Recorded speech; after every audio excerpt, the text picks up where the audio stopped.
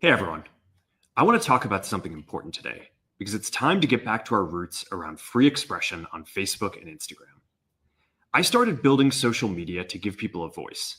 I gave a speech at Georgetown 5 years ago about the importance of protecting free expression, and I still believe this today. But a lot has happened over the last several years. There's been widespread debate about potential harms from online content. Governments and legacy media have pushed to censor more and more. A lot of this is clearly political, but there's also a lot of legitimately bad stuff out there. Drugs, terrorism, child exploitation. These are things that we take very seriously, and I want to make sure that we handle responsibly. So we built a lot of complex systems to moderate content. But the problem with complex systems is they make mistakes. Even if they accidentally censor just 1% of posts, that's millions of people. And we've reached a point where it's just too many mistakes and too much censorship. The recent elections also feel like a cultural tipping point towards once again prioritizing speech. So we're going to get back to our roots and focus on reducing mistakes, simplifying our policies, and restoring free expression on our platforms.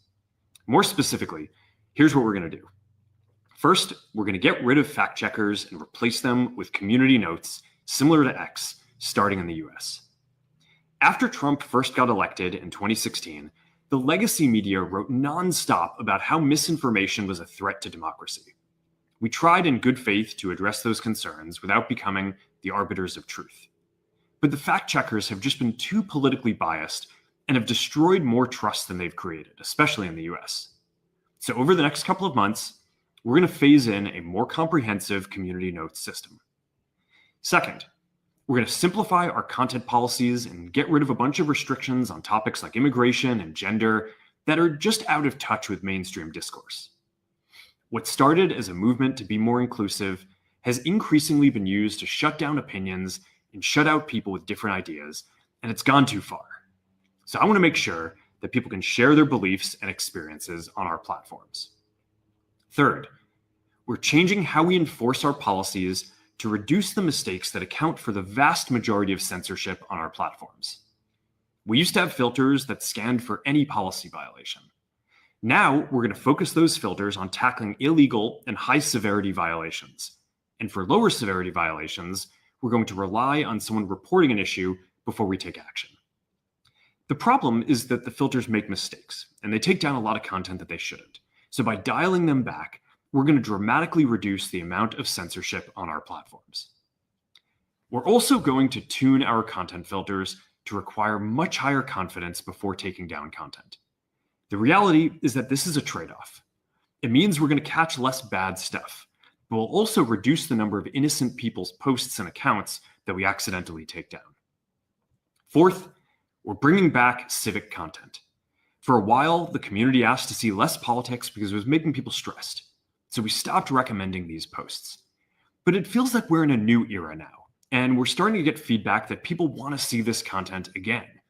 So we're going to start phasing this back into Facebook, Instagram, and Threads while working to keep the communities friendly and positive.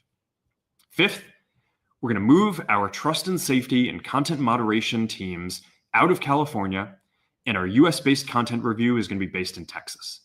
As we work to promote free expression, I think that it will help us build trust to do this work in places where there is less concern about the bias of our teams. Finally, we're going to work with President Trump to push back on governments around the world that are going after American companies and pushing to censor more. The US has the strongest constitutional protections for free expression in the world.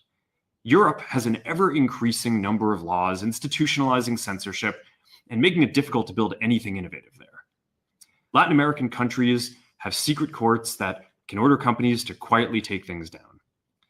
China has censored our apps from even working in the country. The only way that we can push back on this global trend is with the support of the US government. And that's why it's been so difficult over the past 4 years when even the US government has pushed for censorship. By going after us and other American companies, it has emboldened other governments to go even further. But now we have the opportunity to restore free expression, and I am excited to take it. It'll take time to get this right, and these are complex systems. They're never going to be perfect.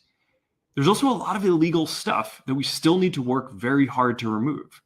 But the bottom line is that after years of having our content moderation work focus primarily on removing content, it is time to focus on reducing mistakes, simplifying our systems, and getting back to our roots about giving people voice. I'm looking forward to this next chapter. Stay good out there, and more to come soon.